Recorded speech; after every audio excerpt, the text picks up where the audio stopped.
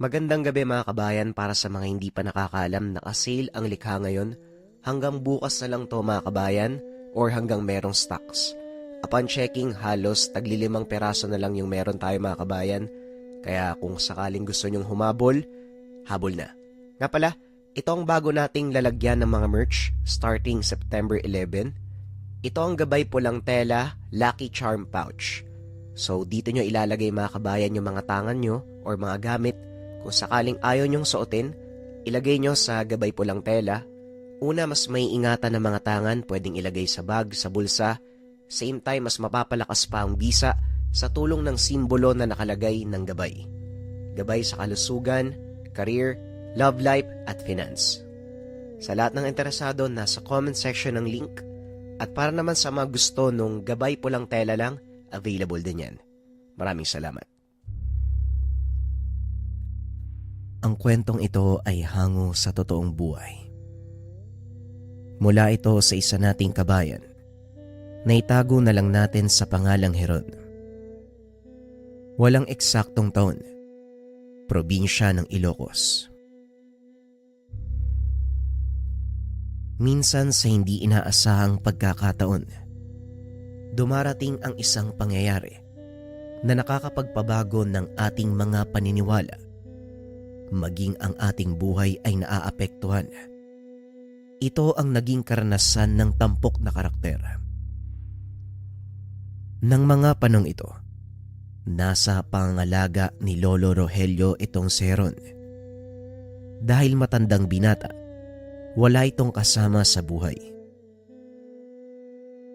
Bakit hindi mo nalang isama doon sa koprahan si Heron?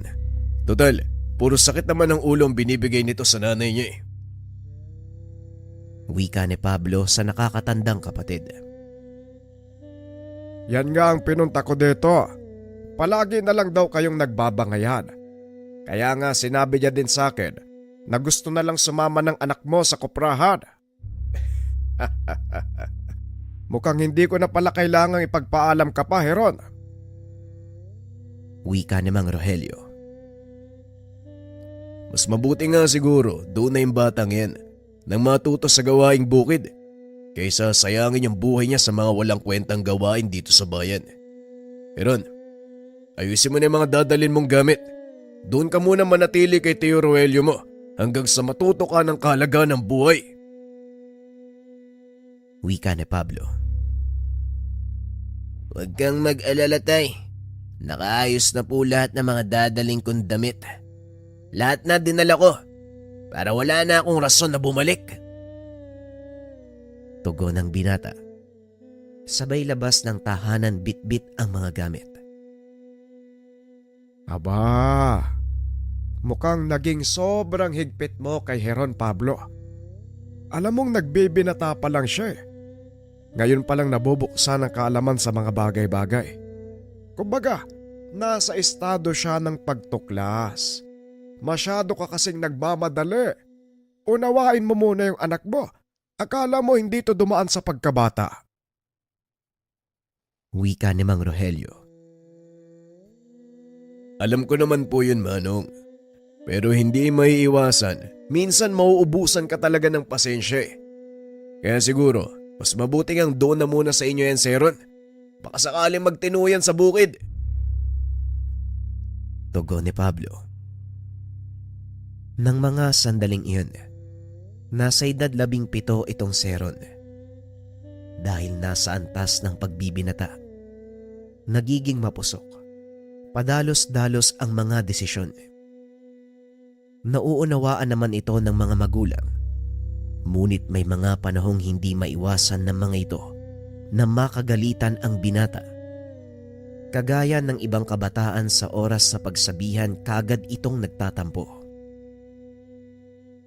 Ano, Heron? Sigurado ka bang gusto mong manatili doon sa koprahan?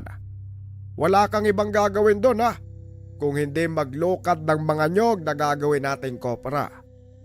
Medyo mabigat ang trabaho. Kaya ngayon pa lang tinatanong na kita. Walang atrasan kapag nandun ka na. Wika ni Mang Rogelio. Mas maganda na nga ang ganon, Tio. Kesa naman sa maburyong ako dito. Mabingi sa mga lentayan ni nanay at tatay sa akin. Nakakarindi na ho kasi. Wika ni Heron. Ay nako, ganun talaga Heron.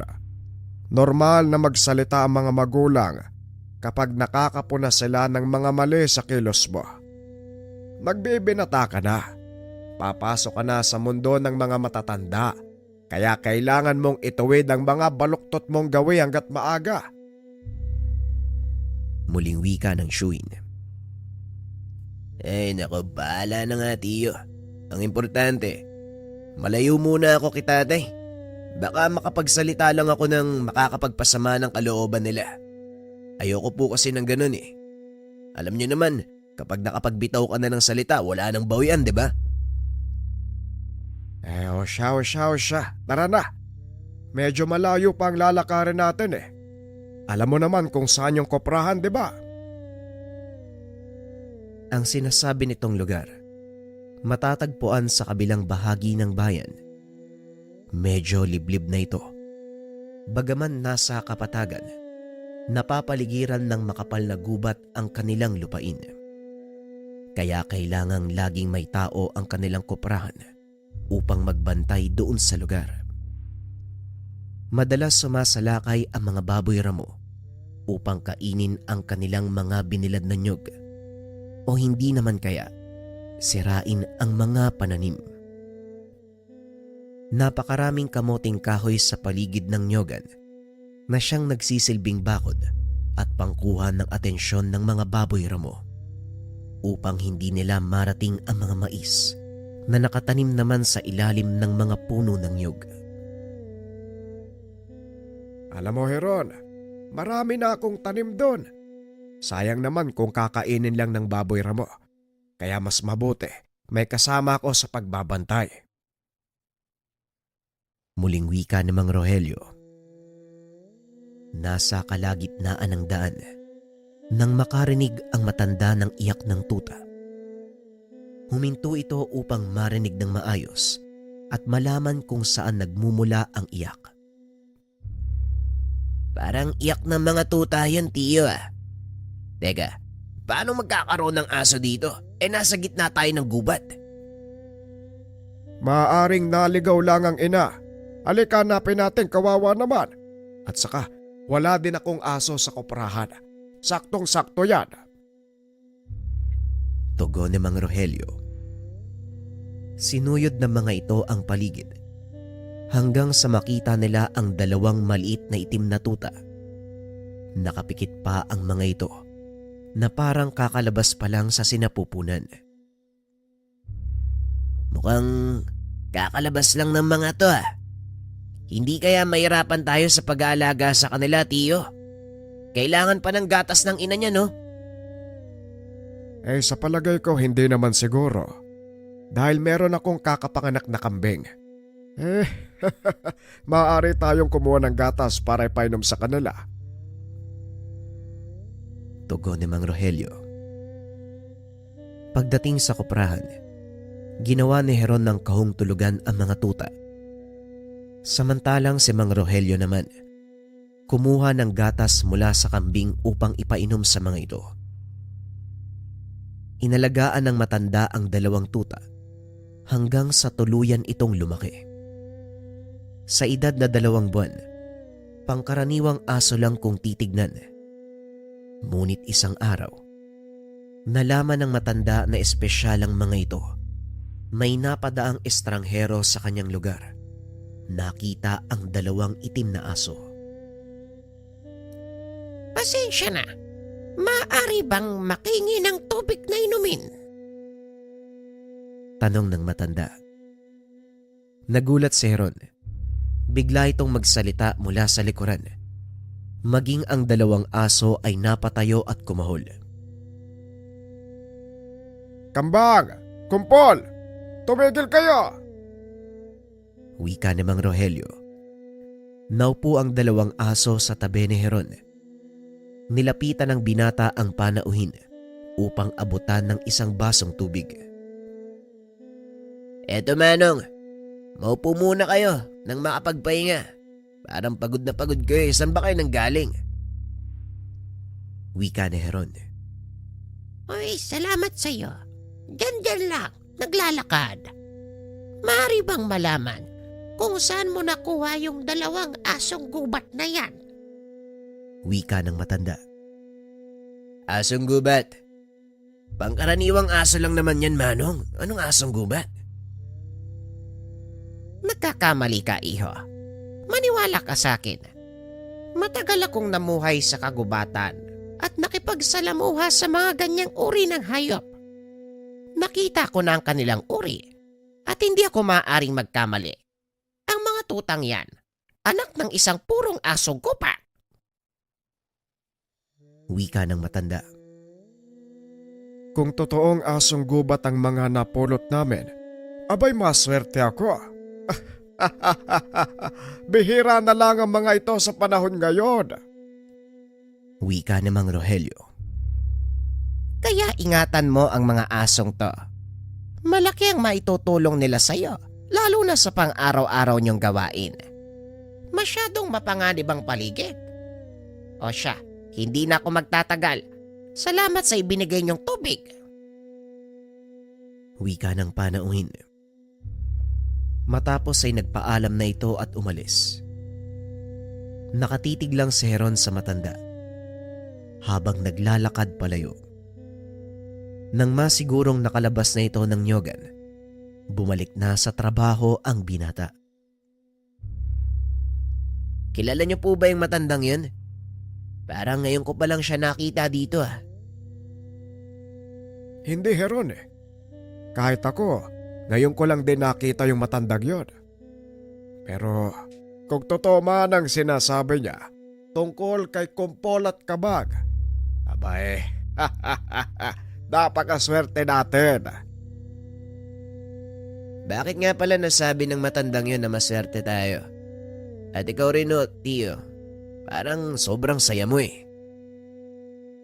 Kasi maraming sabi-sabi noon pa man na kapag nakakita ka ng asong gubat at nagawa mo itong buhayin, ibig sabihin, magaan ang kamay mo sa mga hayop. May dalang swerte ang mga ito at maliban doon, mahusay pa silang tagapagbantay. Inaalay nila ang sariling buhay para sa kinikilalang Panginoon. Wika ni Mang Rogelio. Namangha ang binata sa sinabi nito. Sa paglipas ng mga taon, tumungtong sa 8 gulang ang mga asong gubat. Unti-unti ring nagbago ang kulay ng balahibo ng mga ito. Nagkaroon ng itim at kulay abong guhit ang katawan ni Kambang. Samantalang si Kumpol naman, purong itim.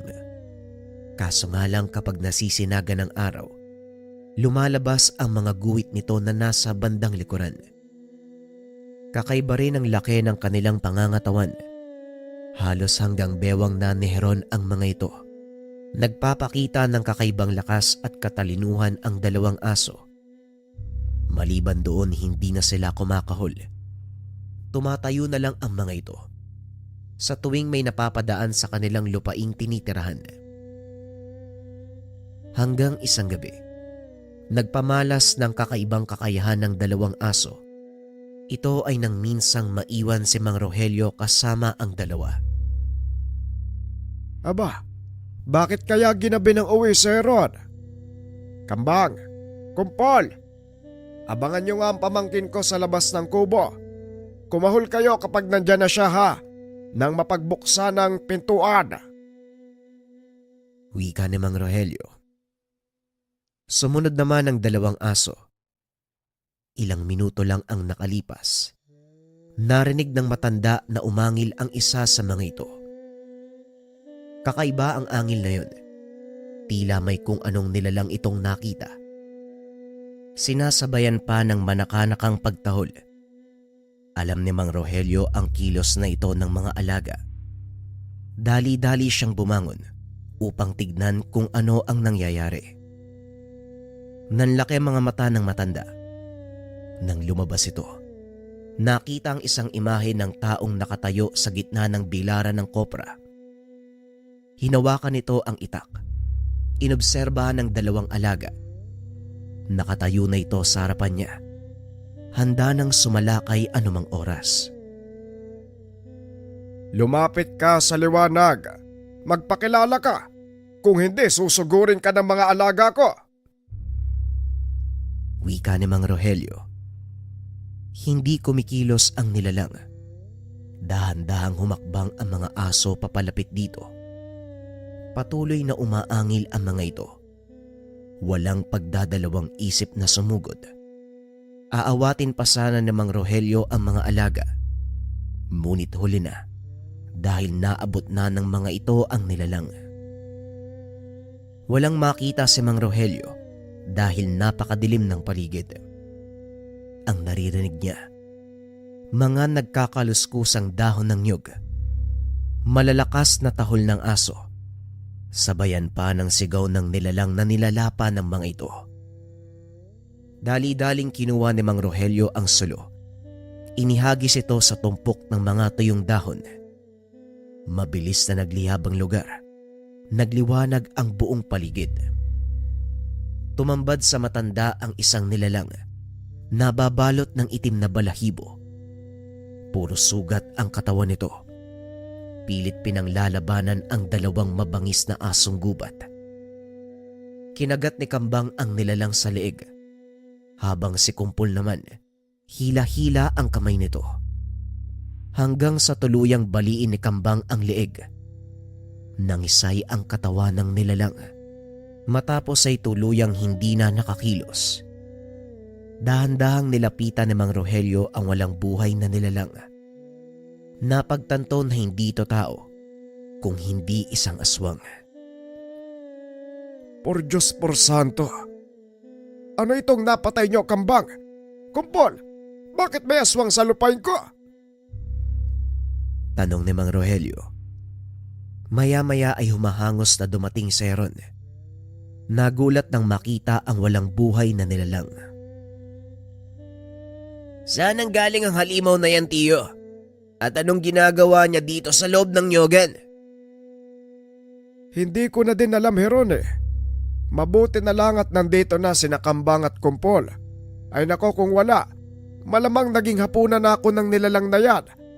Saan ka ba nang galing, bata ka? Abay, gabing-gabi na! Wika ni Mang Rogelio.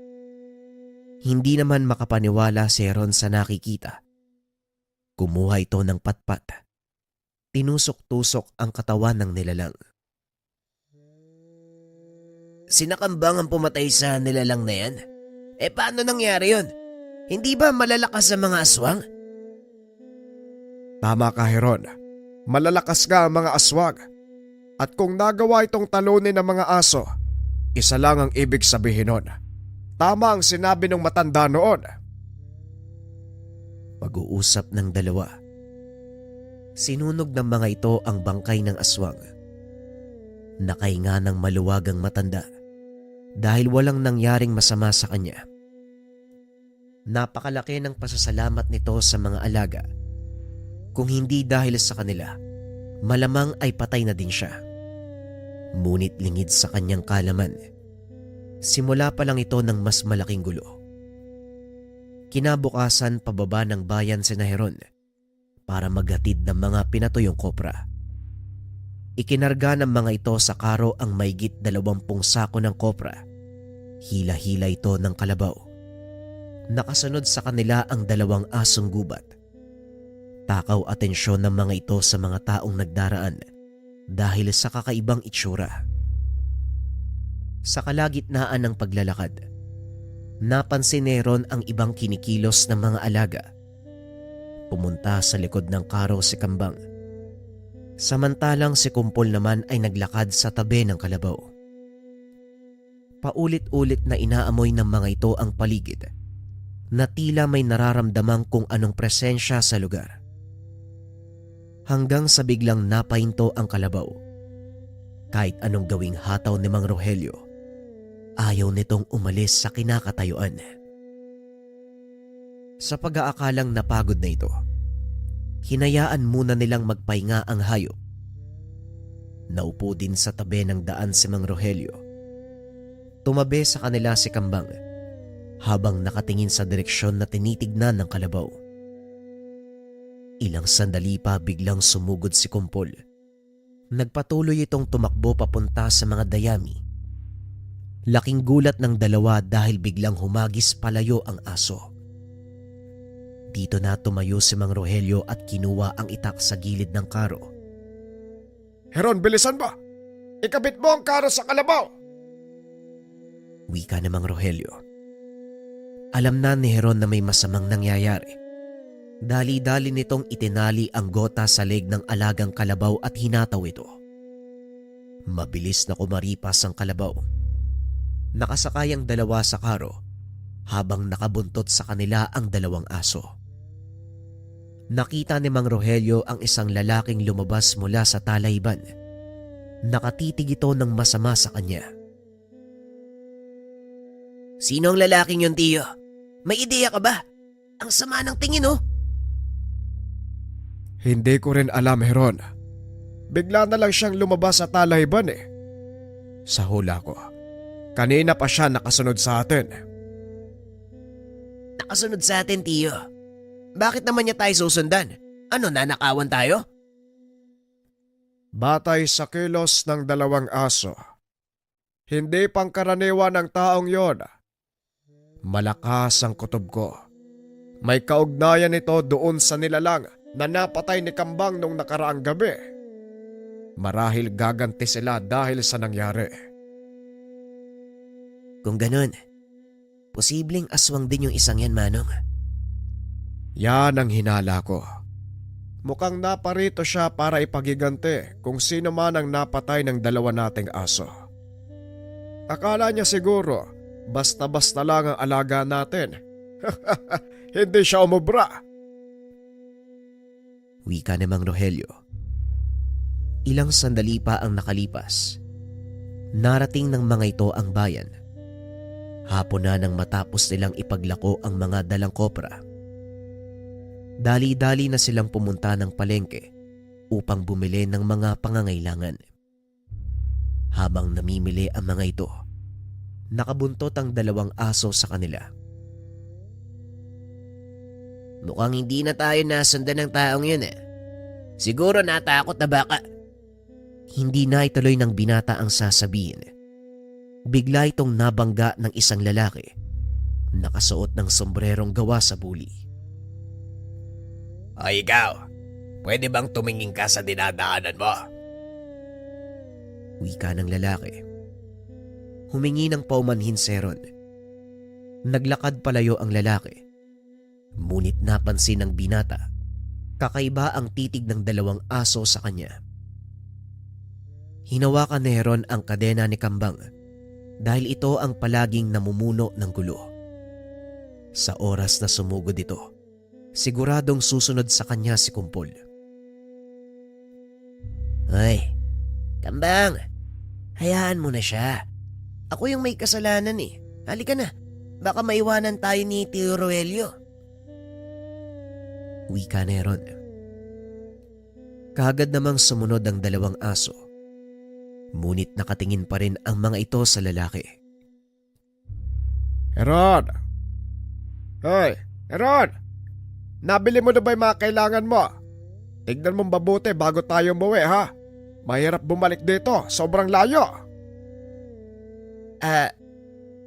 Eto, tinitignan ko lang, Lolo. Nabili ko po lahat. Halika na po, uwi na po tayo. Tugon ng binata sabay sakay ng karo. Binaybay ng dalawa ang daan pauwi. Medyo madilim na ng mga oras na yon. Nagbabadya pa ang malakas na ulan. Mukhang mababasa tayo, Heroda. Ilagay mo sa sako ang mga pinamili nating bigas at tabako. Mahirap na, baka mabasa ang mga yan. Wika ni Mang Rogelio. Habang abala ang binata sa paglalagay ng mga pinamili sa sako, biglang pinahinto ng matanda ang karo dahilan para matumba ang binata. Aray ko naman! Ano ba naman yan, Tiyo? Naloko na. Nabasag na tuloy yung lambanog. Bakit ba? Hindi na ituloy ni Heron ang sasabihin. Nakita nito ang isang lalaking nakaharang sa daan. Napagtanto niya, ito rin yung lalaki na nakabangga doon sa palengke. Maganda ka, Heron. Pag sinabi kong takbo, tumakbo ka. Siya po yung lalaking nakabangga ko kanina sa palengke, tiyo. Siya din yung lalaki na sinugod ni Kambang. Sinasabi ko na nga ba hindi tayo titigilan ng isang to. Wika ni Mang Rogelio. Laking gulat nito. Biglang kinumpronta ni Heron ang lalaki. Hoy! Ikaw! Anong pakay mo? Bakit mo kami inaarang? Hoy, Heron! Ano ba Ay, naku talaga to. Oo nga naman. Bakit mo kami naharang? Napangiti ang lalaki. Naglakad papalapit sa dalawa. Kaagad namang bumaba ng karo sina Kambang at Kumpol. Wala kayong karapatan magtanong. Dapat ako nagsasalita Malabang hindi nyo alam kung sino ang binanggayo. Malaking pagkakamali ang pagpatay nyo sa kapatid ko. Wika ng lalaki. Nanlaki ang mga mata ni Mang Rogelio sa mga narinig. Tama nga ang hinala ko. May kinalaman ka nga sa nilalang na pinatay namin nung nakaraang gabi. Hindi ko kasalanan kung pumasok siya sa aking lupain. At ng mga oras na yon, iisa lang ang intensyon ng kapatid mo. Yon ay ang patayin ako. Wika ni Mang Rogelio. Wala akong pakialam kung ano pa ang dahilan nyo. Buhay ng kapatid ko ang kinuha nyo. Sisiguraduhin kong buhay nyo din ang magiging kapalit. Akmang susugod na sana ito. Ngunit nakita niya ang dalawang asong gubat. Naglalakad ng marahan papunta sa kanyang kinakatayuan. Bahagyang umatras ang lalaki. Naghandang sumalakay. Ngunit laking gulat nito nang biglang may matigas na bagay na tumusok sa kanyang likod. Kung ako sa'yo, hindi ko na itutuloy ang binabalak ko. Ang lakas ng loob mong gumanti. Kung tutusin, may kasalanan naman yung kapatid mo. Siya din ang dahilan kung bakit siya namatay. Wika ni Tandang Uban. Huwag kang makialam, Tandang Uban. May atraso sa pamilya ko mga tao to. Hindi namin pinakikialaman ang anumang gawain mo. Kaya pakiusap, huwag kang makisali dito. Wika ni Marco. Pasensya na, pero malaki din ang utang na loob ko sa mga taong ito. Kaya hindi ako makakapayag na saktan mo sila. Ngayon, kung ayaw mong lumala ang gulo, umalis ka na, Marco. Wika ni Tandang Uban. Dahan-dahang naglakad palayo ang lalaki hanggang sa tuluyan nitong maglaho sa kadiliman. Susundan pa sana ito ng mga aso, ngunit tinawag sila ni Mang Rogelio. Kambag! Kumpol! Bumalik kayo dito! Hayaan niyo siyang makalayo! Wika ni Mang Rogelio. Nagsipag-akyata naman ang mga ito sa karo. Nang iangat ng matanda ang kanyang paningin, wala na ang taong tumulong sa kanila. Aba teka, ay saan naman nagpunta yung isang yon? Ay naku, nawala na naman. Hindi man lang ako nakapagpasalamat sa kanya. Diba siya yung matandang tinulungan natin noon, tiyo? Tama ka, siya nga yung matandang yun Mantakin mo, natatandaan niya pa pala tayo.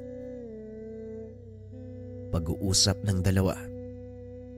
Matapos ay nagpatuloy na ang mga ito sa pag-uwi. Pagdating sa kuprahan, laking gulat ng dalawa dahil naroon nag-aantay ang matanda. Ipinagtataka ng mga ito kung bakit napakaamo ng mga aso sa kanya. Ang laki nyo ng dalawa. Kamakailan lang tuta pa kayo . Pasensya na kayo kung pumasok ako ng walang pahintulot. Hindi ako nakapagpakilala ng maayos nung una nating pagkikita. Ako nga pala si Uban. Wika ni Tandang Uban. Ako naman si Rogelio. At ito pamangkin ko, si Heron. Mabuti naman at naaalala mo pa kami. Paano kung makakalimutan ang mabubuting taong kagaya nyo? At isa pa, gusto kong makita ang dalawang ito. Hindi ko inakalang magagawa nyo silang palakihin ng maayos. Wika ni Tandang Uban. Nga ho pala, talaga bang aswang yung taong humanang sa amin kanina? Tanong ni Heron. Oo, iho. Aswang nga ang isang yon. Hindi lang siya ang makakalaban nyo. Sa mga sandaling ito, nakarating na sa kanyang angka ng nangyari. Paniguradong anumang oras ay sasalakay sila. Ito din ang isa sa mga dahilan kung bakit ako naparito. Wika ni Tandang Uban. Teka lang, ibig sabihin ba nito, alam mo ang lahat ng nangyayari? Oo, pinagmamasdan ko lang kayo ng mga oras na yon dahil gusto kong makita kung gaano kalakas ang bigkis na namuo sa pagitan mo at ng mga asong gubat. May kailangan kang malaman, Rogelio. Ang mga tutang nakita mo maraming taon na ang nakakaraan. Yan ay nagmula sa akin. Sinadya ko silang iwanan sa gubat upang malaman kung may mga tao pang nagmamalasakit sa mga hayop. Ngunit hindi ko inaasahan na magiging ganito kalakas ang bigkis niya. Wika ni Tandang Uban. Ayon pa dito, simula nang mapunta sa kanila ang mga tuta, patuloy niya nang minamanmanan ang magtsuhin. Kung ganon, bakit hindi ka nagpakilala sa amin ng mas maaga? Hindi na magiging masaya kung magpapakilala ko ng maaga sa inyo. Isa pa, gusto kong makita kung ano ang gagawin mo sa mga asong gubat na ito. Pero nasorpresa ako. Aaminin ko sa iyo, Rogelio. Hindi ito ang inaasahan kong kakalabasan. Ano ho ang ibig yung sabihin?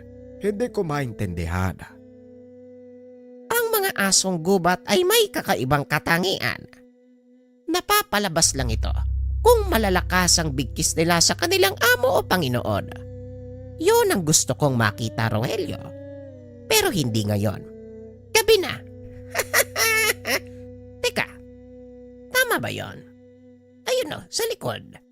Parang may nakita akong bote ng lambanog. Maaari bang tikman? Nauuwaw ako eh. Wika ni Tandang Uban. Napailing na lang si Mang Rogelio. Inabot ang bote ng lambanog sa matanda. Kumain na muna tayo. Siguradong nagugutom ka rin pagpasensya mo na ang aming dala. Huwag mo kong alalahanin. Matagal na akong naninirahan sa kagubatan at masasabi kong nasanay na ako. Kahit anong pwedeng kainin, kakainin ko. Habang kumakain, hindi maiwasan ni Heron ang magtanong tungkol sa pagkatao ni Tandang Uban. Maaari ko po bang malaman kung saan kayo nanggaling?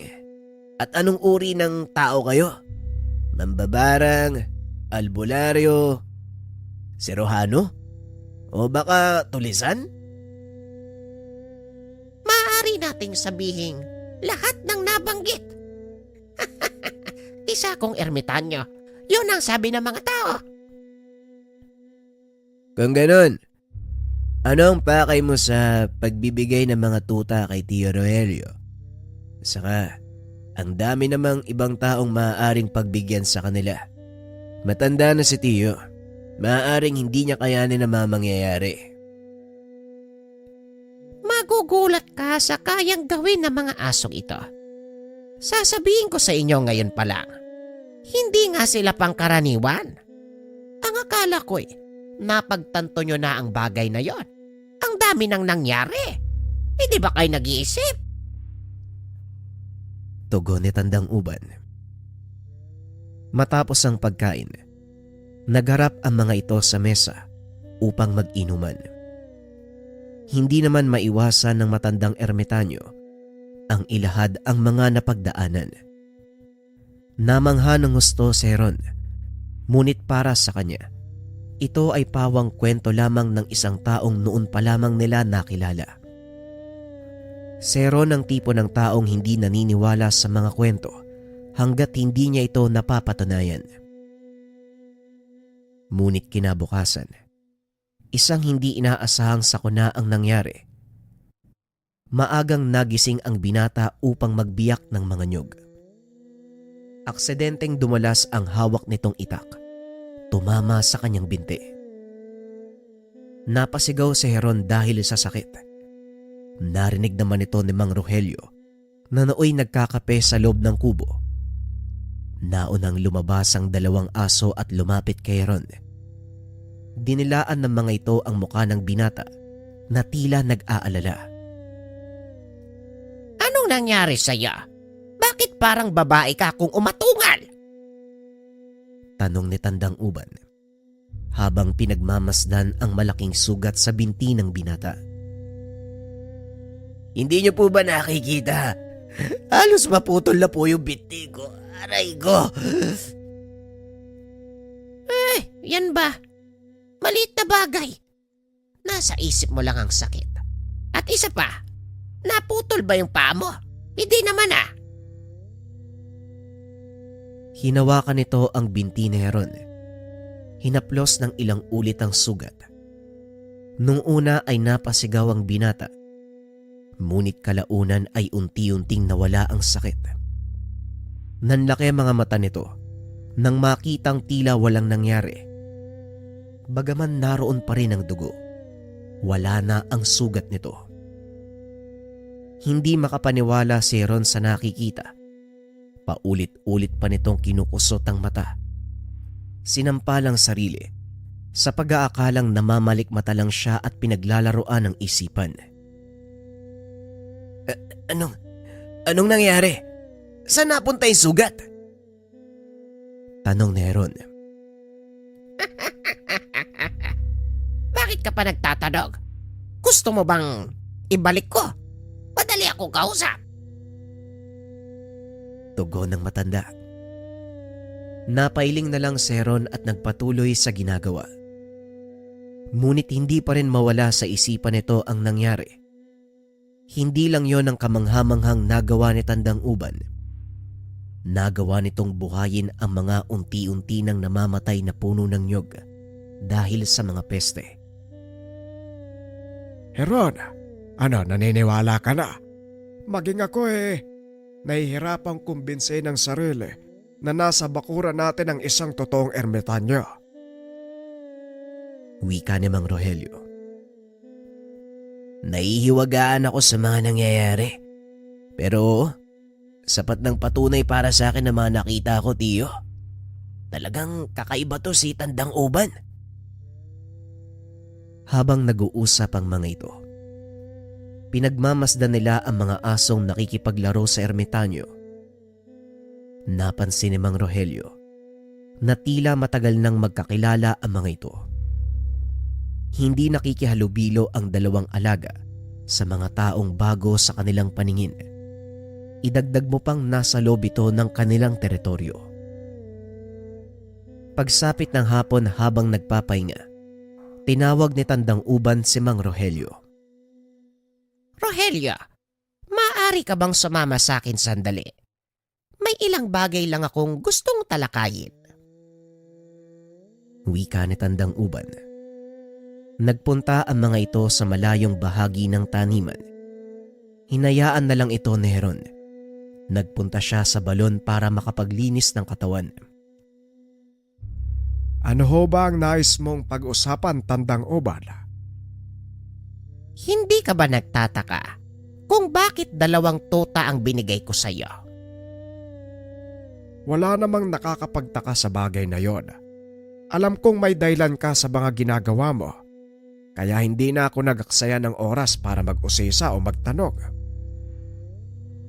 Ang isang asong gubat, nakatakda sa iisang Panginoon. Hindi maaaring maging dalawa ang alaga mong asong gubat, kaya kailangan mong mamili sa kanila. At kapag nakapili na ako, anong mangyayari sa isang hindi ko napili? Kailangan mo siyang patayin. Dahil kung hindi, magpapatayan ng dalawang aso hanggang sa isa sa kanila ang maiwan. Teka, sandali lang. Pwede ko bang ibigay ang isa sa kanila kay Heron? Bakit kailangan ko pang patayin? Ikaw lang ang kinikilala nilang Panginoon, ang pinuno ng kanilang kawan. Si Ron ay bahagi lang ng kawan mo. Kailanman, hindi siya maaaring kilalaning Panginoon ng alinman sa kanila. Wika ni Tandang Uban at ayon pa dito. Bahagi ng pagsubok ang pagpatay sa isa sa mga asong gubat. Dito masusukat kung gaano kahusay magpasya ang isang kagaya ni Mang Rogelio na pinili ng mga asong gubat. Wala na bang ibang paraan, Tandang Uban? Napamahal na sa akin ang mga aso. Itinuring ko sila bilang mga anak. Kaya masakit para sa akin ang patayin ng isa sa kanila. Sa ayaw at sa gusto mo, kailangan mong mamili sa kanilang dalawa. Malapit nang maging ganapang kanilang kakayahan. Sa susunod na kabilugan ng buwan, malalaman mo ang sinasabi ko at paniguradong hindi mo ito magugustuhan. Wika ni Tandang Uban. Pinag-isipang mabuti ni Mang Rogelio ang sinabi ni Tandang Uban. Hanggang sa makabuo ito ng pasya. Kinausap ni Mang Rogelio si Tandang Uban upang ipaalam ang naging desisyon. Ano, Rogelio? Nakapagpasya ka na ba? Oo, Tandang Uban. Wala akong pipiliin sa kanila. Mas gugustuhin kong palayain ang dalawa kaysa may mamatay. Napangiti si Tandang Uban. Dahil napatunayan ito, hindi makasarili si Mang Rogelio. Magaling, Rogelio. Tama ang pasya mo. Nakapasa ka sa pagsubok. Ngayon ang ituturo ko sa iyo kung paanong maging isa sa mga alaga mo. Wika ni Tandang Uban. Samantala, kakabalik pa lang ni Heron galing sa balon. Hinanap nito ang dalawa. Kaso nga lang wala sila sa paligid. Maging ang dalawang aso ay hindi niya makita. Saan kaya nagpunta yung mga yun? Ay naku, bahala na nga sila, pagod na ako. Makatulog na nga lang. Wika ng binata. Kinabukasan ng magising ito. Wala pa rin ang dalawang matanda. Hindi pa rin nakikita ni Heron ang dalawang asong gubat sa paligid. Dito na nagsimulang mag-alala ang binata. Kinuha nito ang itak. Sinuyod ang kagubatang nakapalibot sa kanilang taniman. Hindi nito alintana ang panganib na dulot ng mga ligaw na hayop sa lugar. Patuloy na nag-ikot ang binata hanggang sa hindi sinasadyang napunta ito sa pugad ng mga baboy ramo. Laking gulat ng binata nang makarinig ng malakas na angil ng baboy sa paligid. Marami itong naglakad palayo, kaso nga lang huli na. Papasugod na sa kanya ang napakalaking itim na baboy. Napakatalas ng mahaba nitong pangil.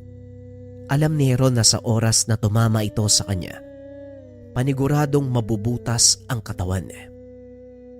Hindi na nagawang tumakbo. Sa halip ay yumuko na lang ito para iwasan ang pag-atake ng baboy. Ngunit ilang segundo lang ang nakalipas. Wala pa ring dumadampi sa kanyang katawan. Nang iangat ni Heron ng kanyang ulo, nagulat ito. Dalawang malaking aso ang nakaharang sa dadaanan ng baboy ramo. Ayos ka lang ba, Heron? Tumayo ka na dyan at umalis sa daraanan ng mga alaga ko. Wika ni Mang Rogelio. Dali-dali namang tumayo si Heron. Tumakbo papunta sa likuran ng pinakamalapit na puno. Yan ang kakayahan ng mga asong gubat na makipag-isa sa kanilang Panginoon. Nagulat si Heron dahil nakatayo na sa kanyang tabi si Tandang Uban. Yan ba ang dahilan kung bakit kayo nawala kagabi? Sabihin na lang natin na tinuruan ko ang tiyuhin mong gamitin ang nakatagong kakayahan ng mga asong gubat. Wika ni Tandang Uban. Maya-maya lang ay nagawa ng patumbahin ng mga aso ang malaking baboy. Halika na, Tiyo. Umalis na tayo dito. Sandali lang. Sayang naman kung iiwanan natin ang karne nang hindi napapakinabangan. Wika ni Mang Rogelio. Ngunit pinagbawalan ito ni Tandang Uban. Hindi mo maaaring kainin ang karne ng hayop na pinatay ng iyong alaga dahil may laso ng laway ng mga ito. Yan ang pumatay sa malaking baboy ramo. Ay, ganun ba? Sige, halika na. Umalis na tayo dito. Sabihin niyo sa akin kung ano talaga nangyari. Paanong lumaki ng ganyan si Kambang at Kumpol? Kagaya ng sinabi ko, isa sa mga katangian ng mga asong gubat ang nabuksan. Nang matutunan ng tiyuhin mong makipag-isa sa kanila, ito ang paglabas ng kanilang totoong anyo, pati na rin ang lakas. Hindi lang pangkaraniwang asong gubat sina Kambang at Kumpol. Sila ay mga elementong gabay mula sa kagubatan at ang tiyuhin mo ang napili nila. Hindi naman kaya sobrang huli na para dyan. Matanda na si Tio Rogelio. Ano pa ang magagawa niya? Hindi nakabatay sa edad ang kakayahan ng isang tao, bata. Katawan lang ng tao ang tumatanda, ngunit ang kaluluwa ay nananatiling bata. Habang tumatagal, nagkakaroon ng maraming karanasan na siyang nagpapalakas sa kanila. Maniwala ka sa akin, mas malakas pa sa inaakala mo si Rogelio. Pag-uusap ng dalawa. Hindi inasahan ni Heron na ganito ang kanyang magiging karanasan sa pagsama sa tiyuhin. Ang inakala nitong normal na tao, pinili pala ng mga elementong gabay. Wala namang kakaibang nangyari ng mga sumunod na araw. Nagpatuloy ang dalawa sa kanilang normal na gawain. Hanggang sa nagpasya ang mga ito, bumalik sa baryo para bumili ng kanilang pangangailangan. Alam kong ayaw mong makita ang mga magulang mo, kaya ako na lang ang pupunta sa kanila. Mag-ikot muna kayo sa kabisera. Isama mo si Kambang at Kumpol. Huwag kang mag-alala, ligtas ako dito. Mabuti pa nga, Tiyo. Sige, magkita na lang tayo mamaya. Ako na rin ang bibili ng mga kakailanganin natin. Tugon ng binata. Habang naglalakad, pinagtitinginan ng mga tao ang dalawang asong kasama nito. Hayaan mo sila, Kambang. Ganyan talaga ang mga tao. Lalo na kapag nakakita sila ng bago sa paligid nila. Hanggang tingin lang ang kaya nilang gawin. Hindi naman yan lalapit sa atin eh. Nagpatuloy sa paglalakad ang mga ito nang bigla silang harangin ng mga kalalakian. Umatras ang dalawang aso. Dumikit sa katawan ni Heron. Mukhang magandang uri ng aso yung alaga mo ah. Pwede ba naming hingin? Wika ng lalaki na nagngangalang Punyong. Pasensya na, Punyong, pero hindi ko pwedeng ibigay sa'yo ang mga to. Hindi sila ordinaryong mga aso. Yun nga ang masarap eh. Hindi ordinaryo. Ano, ibibigay mo ba o gugulking ka namin? Napangiti si Heron. Akmang magpapatuloy na sa paglalakad nang bigla siyang hawakan ni Punyong. Huwag kang gagawa ng akbang na pagsisisiyan mo, Punyong. Bitawan mo ko! Wika ni Heron. Kaso nga lang hindi nakinig si Punyong. Sa halip hinila nito ang kwelyo ng damit ni Heron. Anong sinasabi mo? Anong pinagmamalaki mo? Tanong ni Pungyong. Laking gulat nito nang bigla siyang dambahin ni Kambang. Binigyan kita ng babala, di ba? Huwag kang gagawa ng kahit anong pagsisisihan mo. Hindi ka lulubayan ng alaga ko hanggat hindi mo inaalis ang kamay mo sa damit ko. Dahan-dahang inalis ni Punyong ang kamay sa kwelyo ng binata. Ngayon na mo, binitawan na kita mo. Palisin mo na yung aso mo. Unti-unting bumaba si Kambang. Naglakad papunta sa likuran ni Heron. Kaso nga lang laking gulat nito nang sumalakay naman si Kumpol. Nang lumingon si Heron, nakita nito ang isa sa mga kasama ni Punyong na may hawak na pamalo, nakaamba ng hampas sa kanya. Ang kulit nyo no? Nagsabi na ako na huwag kayong gagawa ng pagsisisihan nyo. Hindi kayo nakinig, kaya pasensyaan tayo. Muling wika ni Heron. Matapos ay hinayaan itong lapain ng dalawang aso ang grupo ni Punyong. Pasalamat lang ang mga ito. Hindi sila pinatay ng mga aso. Unti-unting nakuha ng nangyayaring kaguluhan ang atensyon ng mga kababaryo. Kaya nagpasya si Heron na umalis na sa lugar. Nakadalo ko na. Mukhang kailangan na nating umalis dito Siguradong lagot tayo kay Tio Rogelio. Pahamak kasi itong si Punyong Wika ng binata. Mabilis itong tumakbo sa kinaroroonan ni Mang Rogelio. Kahit labag sa kalooban nito, kinailangan niyang pumasok sa kanilang tahanan. Heron, anak. Oh, saan ka nang galing? Bakit may kasama kang aso? Tay, pasensya na kayo Pero may kaguluhan kasi sa baryo. Nilapa ng mga alaga ni Tio Rogelio yung grupo ni Punyong. Napatayo si Mang Rogelio. Lumapit kay Heron. Ano? Bakit sila nilapa ng mga aso? May namatay ba?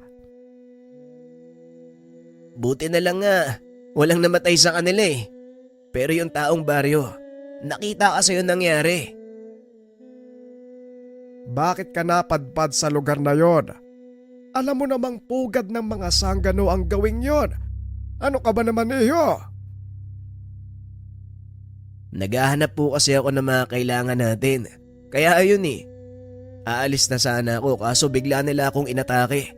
Alam mo naman yung ugali ng mga aso natin Maya-maya ay nagdatingan ang mga tao kasama ang kapitan del baryo. Tao po! Nandyan ba ang anak mo, Pablo? Kailangan ko siyang makausap. Wika ng kapitan. Kapitan! Kapitan Ramon! Anong sa atin? May problema ba? May kaguluhang nangyari sa kabisera. Nilapan ng mga alagang aso ng anak mo ang grupo nila Punyong. Nagreklamo yung mga kaanak nila Ano ba naman yan? Nandito ako, kapitan. Pinagtanggol lang ako ng mga kasama kong aso. Kasalanan nila ang nangyari. Binalaan ko sila ng ilang beses pero hindi sila nakinig. Kahit ano pa ang dahilan mo, may mga taong napahamak. Alaga mo mga aso, kaya ikaw dapat ang humarap sa responsibilidad. Tugon ng kapitan. Akmang huhuli na ng mga tanod si Heron nang biglang humarang si Mang Rogelio, pati na rin ang mga aso. Mukhang hindi mo naintindihan ang sinabi ng pamangkin ko. Dumepensa siya. Kaya kung tutuusin, ang grupo ni Punyong ang dapat hinuhuli nyo. Bakit pinagdidiskitahan mo ang pamangkin ko? Ay! Huwag kang umarang sa dadaanan ng mga tanod ko kung ayaw mong madamay matanda ka. Akala mo kung sino to? Ikaw ang wag gagawa ng maling hakbang, kapitan. Hindi magdadalawang isip ang mga alaga ko nalapain ang mga tanod mo. Kaya hanggat kaya pa nilang magtempe, mag-isip ka ng susunod mong gagawin, Kapitan. Wika ni Mang Rogelio. Bagyang umatras sa mga tanod dahil sa takot na lapain ni Kambang at Kumpol. Ayos ka. Talagang hinahamon mo ang otoridad, Rogelio. Bakit hindi na lang kayo makiisa? Hayaan nyo kaming gawin ang trabaho namin. Wika ng Kapitan. Gawin ang trabaho. Ituloy nyo pa rin kahit mali na. Nasaan ang prinsipyo mo, Kapitan? Dahil ba malakas ang impluensya ng pamilya ni Punyong, pinapanigan mo na? Sige, subukan mong galawin ang pamangking ko. Magkakaalaman talaga tayo. Kumahol ng sabayang dalawang aso. Kumaripas naman ng takbo ang mga tanod. Wala nang nagawa ang kapitan kung hindi ang umalis. Tandaan nyo, may araw ka rin, Rogelio. Hindi ko papalampasin yung ginawa mo. Hindi ako natatakot, Kapitan. Kung ano man ang gusto mong gawin, ituloy mo lang. Matapos ang pangyayari, nag-usap-usap ang mag-anak. Paano ngayon yan, Heron? Kakabalik mo lang dito sa baryo. Gulo ka agad ang dala mo. Ay nako, kahit kailan talaga, wala kang ginawang mabuti. Wika ni Pablo. Pati ba naman ikaw, Pablo? Pagsasalitaan mo ng ganyan ang anak mo. Hindi mo ba naintindihan ang nangyari? Dumepensa ang anak mo. Wala siyang kasalanan. Mag-isip ka nga.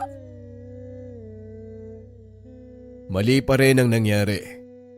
Hindi niya dapat pinatulan ng mga yon. Tignan mo ang naganap.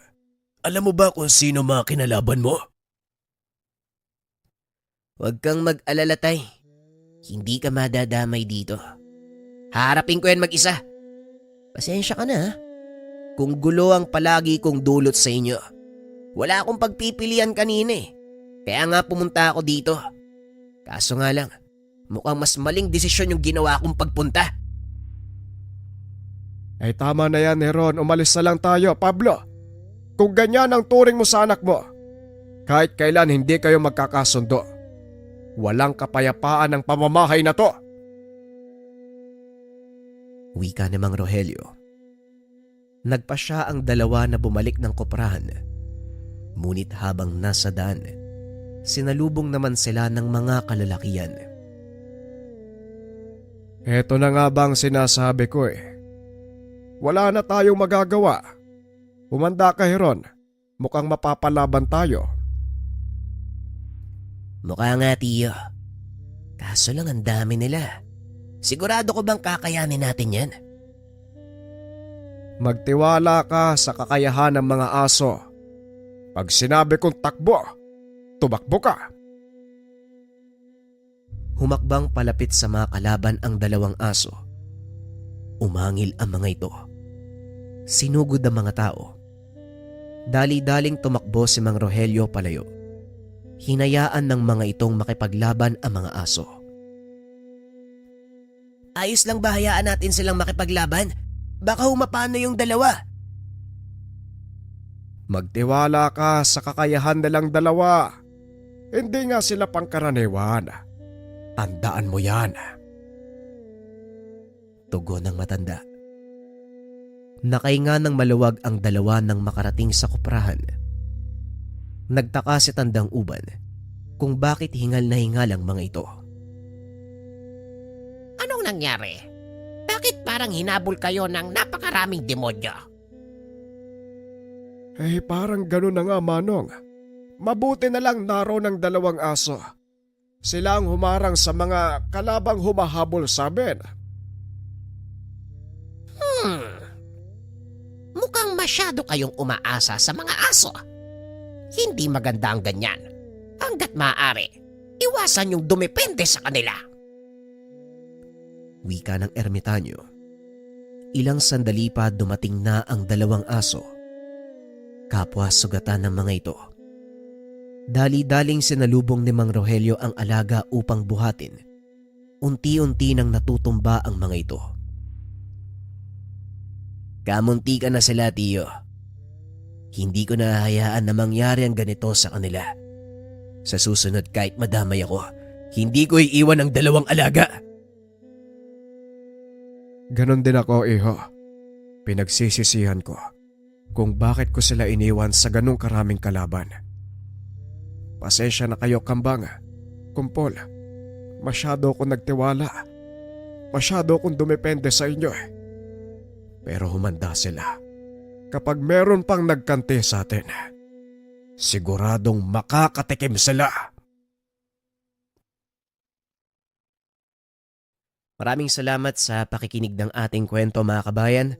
Abangan ang susunod na episode ng ating kwento. Paalam.